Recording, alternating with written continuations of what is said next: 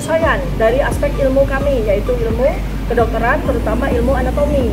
Dan ini yang kemudian kami nyatakan pada beberapa forum, dan barangkali mungkin itulah yang kemudian dinyatakan sebagai fitnah. Dan kami pun juga sudah melakukan verifikasi langsung kepada lembaga yang kami harapkan akan bisa memberikan apakah itu tambahan pengetahuan bagi kami ataupun verifikasi apakah yang bersangkutan itu benar-benar memang seorang sarjana yang lulus dari Fakultas Kehutanan Universitas Gadjah Mada atau tidak. Tetapi pada saat kami hadir untuk melakukan verifikasi, ternyata kami tidak mendapatkan dokumen yang sesuai dengan yang kami harapkan. Nah, jadi artinya kalau kami melakukan fitnah sama sekali tidak benar. Yang kami lakukan sebagai ilmuwan, sebagai peneliti, sebagai akademisi adalah kami mempertanyakan informasi-informasi maupun data-data yang beredar di media. Dan naluri seorang ilmuwan, naluri seorang peneliti itu selalu mempertanyakan hal-hal yang tidak sinkron. Kami secara naluri, secara nature itu memiliki curiosity tersendiri terhadap hal-hal yang tidak berkesesuaian, dan kami punya kewajiban bukan sekedar hak untuk menyampaikan kepada khalayak. Karena dengan cara penyampaian itu maka kita insya Allah akan bisa mendapatkan kebenaran yang sejati, yang bisa disusun, bisa dikompilasi dari pendapat maupun penelitian berbagai pihak. Nah, alhamdulillah kami saat ini punya rekan yang sangat capable.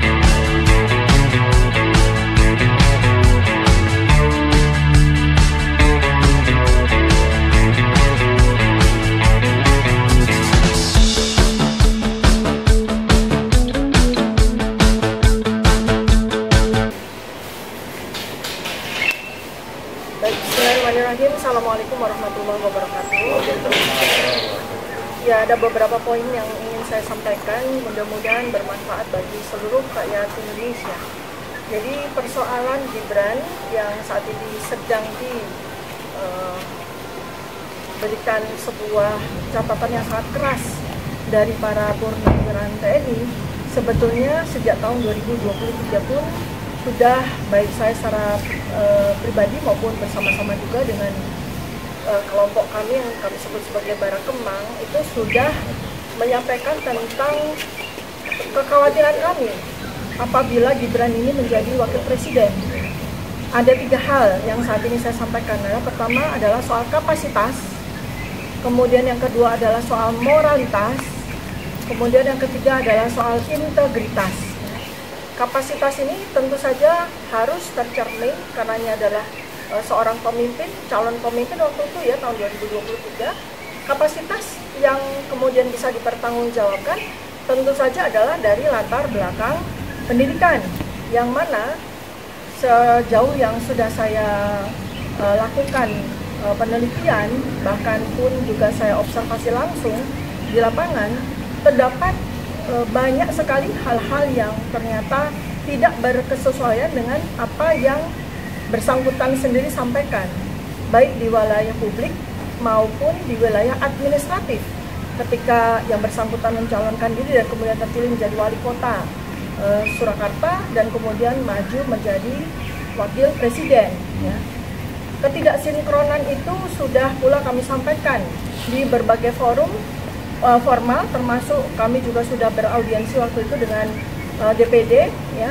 Kami sampaikan bahwa ada catatan-catatan yang kemudian juga sudah pula dilakukan, katakanlah rasionalisasi dari yang bersangkutan. Dan pada saat itu kami juga sudah sampaikan bahwa ada ketidaksesuaian, ya. Saya menghindari pemalsuan, ya, ketidaksinkronan dari sisi timeline pendidikan, di mana yang bersangkutan mengaku sebagai siswa sekolah menengah atas di Singapura, kemudian melanjutkan ke salah satu perguruan tinggi di Australia, dan kemudian meneruskan di salah satu perguruan tinggi di Singapura. Dan itu ternyata tidak benar, karena banyak bukti yang kami temukan bahwa yang bersangkutan ternyata melanjutkan dari SMP-nya, melanjutkan SMA-nya bukan di Singapura, tapi di Surakarta sendiri. Jadi beliau yang bersangkutan menempuh pendidikan SMA di SMA Santo Yosef Solo selama 2 tahun, dan kemudian meneruskan atau pindah sekolah di SMK Kristen Solo juga.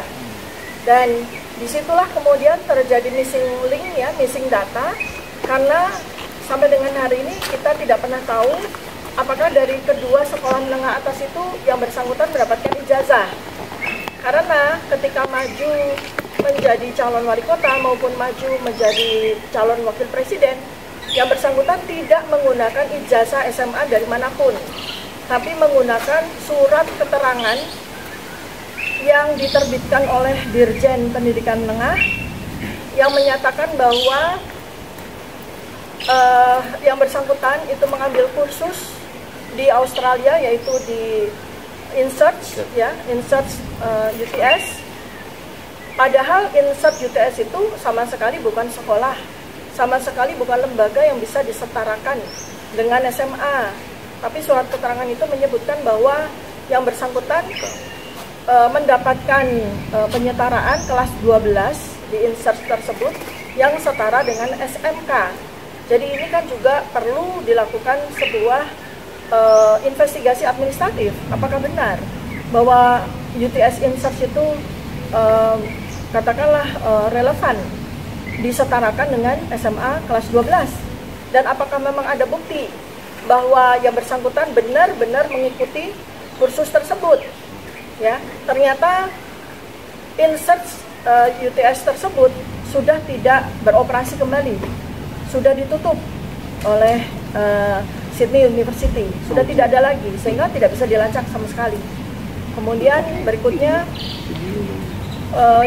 artinya kalau dari Dirjen Pendidikan Menengah itu berani mengeluarkan surat keterangan yang waktu itu dikeluarkan tahun 2019, artinya itu kan memang dipersiapkan untuk maju calon wali kota dan maju cawapres. Berarti ada yang perlu kami minta untuk melakukan investigasi ya, apakah memang ada sebuah katakanlah dokumen tertentu dari UTS InSearch yang memang kemudian bisa diverifikasi bahwa dokumen dari InSearch itu memang bisa dianggap setara dengan SMK kelas 12. Apakah itu hanya sekedar narasi saja dari yang bersangkutan, sekedar sebuah pengakuan verbal saja, sama sekali tidak ada dokumen, karena sampai dengan hari ini pun kita juga tidak mendapatkan dokumen tersebut. Berikutnya, yang bersangkutan mengaku menjadi mahasiswa MDIS, itu adalah sebuah lembaga di Singapura yang bekerja sama dengan universitas-universitas di luar negeri yang mengeluarkan ijazah. Jadi dia yang bersangkutan mendapatkan ijazah dari University of Bradford UK. Tapi yang bersangkutan sudah diketahui tidak pernah sama sekali mengikuti perkuliahan di University Bradford. Karena sepanjang data-data yang ada di media, yang bersangkutan terlihat berfoto pada saat wisuda, itu di mana di dalam foto tersebut tertulis MDIS, ya, adalah sebuah lembaga yang berkedudukan di Singapura. Nah, dan itulah yang kemudian diaku sebagai tingkat kesarjanaannya yang bersangkutan, ya kan? Nah, masalahnya kan menjadi sebuah hal yang harus betul-betul diinvestigasi, karena di dalam undang-undang pemilihan umum, syarat bagi calon presiden dan wakil presiden itu adalah memiliki ijazah dan atau setara dengan SMA minimal. Nah, ini yang pasti tidak dimiliki oleh yang bersangkutan. Jadi yang dipakai sebagai syarat untuk maju wapres kan ijazah SMA, ya, ijazah SMA, bukan ijazah sarjana. Nah, ini perlu kita pertanyakan lagi, apakah yang bersangkutan memiliki ijazah SMA, dan apakah surat keterangan dari Dirjen Pendidikan Menengah itu layak dianggap mewakili ijazah SMA yang tidak dimiliki oleh yang bersangkutan. Jadi ini mungkin menjadi penambah keterangan dari apa yang dituntutkan oleh para purnawirawan TNI menambah bobot dari itu. Ini dari sisi kapasitas. Kemudian dari sisi moralitas yang juga kami soroti adalah bahwa ada satu akun di Kaskus yang bernama akun Fufu Fafa yang oleh pakar telematika sudah dilakukan investigasi oleh Dr. Roy Suryo bahwa akun Fufu Fafa yang ada di Kaskus itu 99% milik dari Gibran Rakabuming, di mana kita tahu semua dalam waktu sekitar 1 tahun lebih ini seluruh Indonesia gempar akibat dari akun Fufu Fafa tersebut ya menyampaikan banyak hal yang sangat amoral ya dialamatkan pada beberapa orang, terutama pada Presiden Prabowo Subianto dan keluarganya. Dan dalam beberapa kali kesempatan saya pun sudah sampaikan bahwa ini tidak cuma soal moralitas, tapi ini adalah indikasi bahwa yang bersangkutan menderita gangguan psikopatologis. Ya, yang tentu saja kalau dari sisi integritas kita bicara, ya ini sangat berbahaya apabila kita punya pemimpin, apalagi seperti yang disampaikan oleh Letnan Jenderal Purnawirawan Sutioso, kalau sampai tentu saja kita tidak berharap bahwa terjadi apa-apa pada Presiden Prabowo Subianto. Namun mengingat bahwa beliau ini usianya juga sudah lanjut, ya sudah 73 tahun dengan riwayat penyakit yang juga cukup berisiko, maka tentu saja wajar sekali kalau kita semua itu merasa sangat khawatir apabila Presiden Prabowo Subianto dalam masa presidennya selama 5 tahun sampai 2029 ternyata kemudian mengalami halangan karena sakit, bahkan berhalangan tetap. Nah itu seperti yang disampaikan oleh Pak Sutioso, itu tentu saja kita sangat khawatir kalau kemudian ternyata Presiden Prabowo digantikan oleh orang yang kapasitasnya masih perlu kita pertanyakan, moralitasnya sudah terbukti melalui akun Fufu Fafa, dan integritasnya sebagai pemimpin sangat tidak memenuhi syarat. Ya. Kemudian yang kedua, yang terakhir yang saya sampaikan adalah terkait dengan apa yang saya dengan di sini adalah senior saya, Bapak Rizal Fadila, sarjana hukum, di mana kami mendapatkan sebuah pelaporan, ya, bahwa kami dianggap memfitnah dan mencemarkan nama baik dari seseorang, yaitu mantan presiden, ya. Ini kita akan hadapi karena kami berdua adalah orang yang memang melakukan pengkajian itu benar-benar berdasarkan dari ilmu yang sama-sama kami miliki. Kalau dari sisi saya, pertama kali saya menyampaikan pada media kecurigaan saya atau pertanyaan saya, ya lebih tepatnya adalah pertanyaan saya, mempertanyakan dari sisi anatomi dari yang bersangkutan, yang kemudian saya cocokkan, saya lakukan penelitian berdasarkan foto-foto dari ijazah yang beredar di media. Jadi ijazah yang beredar di media yang diklaim bahwa itu adalah ijazah dari mantan presiden, dengan ada foto yang anatomi maupun morfologinya perlu dipertanyakan apakah betul foto yang ada di dalam ijazah itu adalah foto dari mantan presiden. Dan yang berikutnya adalah foto-foto yang banyak sekali beredar di media yang sebagian memperlihatkan foto-foto aktivitas pada masa mahasiswa, juga foto-foto pada masa muda, yang kami lihat ternyata tidak berkesesuaian dari aspek ilmu kami, yaitu ilmu kedokteran, terutama ilmu anatomi. Dan ini yang kemudian kami nyatakan pada beberapa forum, dan barangkali mungkin itulah yang kemudian dinyatakan sebagai fitnah.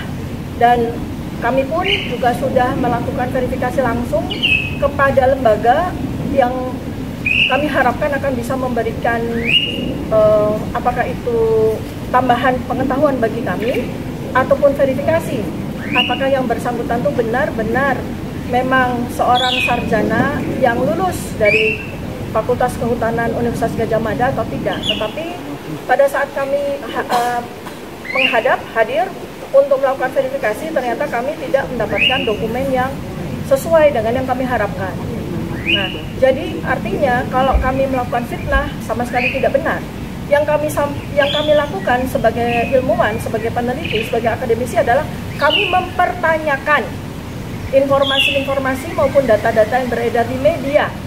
Dan naluri seorang ilmuwan, naluri seorang peneliti itu selalu mempertanyakan hal-hal yang tidak sinkron. Kami secara naluri, secara nature itu memiliki curiosity tersendiri terhadap hal-hal yang tidak berkesesuaian, dan kami punya kewajiban bukan sekedar hak untuk menyampaikan kepada khalayak. Karena dengan cara penyampaian itu maka kita insya Allah akan bisa mendapatkan kebenaran yang sejati, yang bisa disusun, bisa dikompilasi dari pendapat maupun penelitian berbagai pihak. Nah, alhamdulillah kami saat ini punya rekan yang sangat capable, yaitu 2 orang doktor ahli digital forensik dan ahli telematika, yaitu Dr. Roy Suryo yang memang sudah lama juga melakukan investigasi terhadap pertanyaan apakah betul tentang ijazah dan skripsi yang bersangkutan.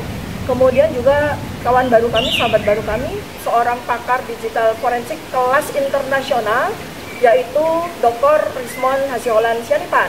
Dan dengan itu maka kami semakin confirm untuk bisa melanjutkan penelitian kami sampai pertanyaan kami bisa terjawab. Apakah memang ijazah yang beredar di media itu betul-betul adalah ijazah atau fotokopi atau ijazah salinan dari ijazah asli. Maka yang diperlukan adalah kami membutuhkan untuk diberikan kesempatan melihat secara langsung ijazah asli yang seharusnya dimiliki oleh seorang sarjana, dan itulah yang sebetulnya sangat kami harapkan. Maka pada tanggal 16 April 2025 sebagian dari teman-teman TPUA itu menghadap langsung, yang dimana kami harapkan pada waktu itu mereka menjadi eyewitness, menjadi saksi bahwa memang betul ijazah asli dimiliki oleh yang bersangkutan. Ternyata pada waktu itu pun juga tidak ada hasil sesuai dengan harapan kami. Demikian yang bisa saya sampaikan, mudah-mudahan sesuai dengan apa yang diharapkan oleh rakyat Indonesia secara keseluruhan. Mari kita bersama-sama kita tegakkan kebenaran. Kebenaran apapun. Kalau memang yang bersangkutan memang betul-betul punya ijazah, ya alhamdulillah, artinya selesai sampai di sini. Tapi kalau yang bersangkutan ternyata tidak punya ijazah, maka mari kita cari solusinya sama-sama. Bagaimana kita memiliki seorang pemimpin selama 10 tahun, ternyata secara administratif tidak memenuhi dari syarat yang seharusnya. Terima kasih. Assalamualaikum warahmatullahi wabarakatuh. Waalaikumsalam.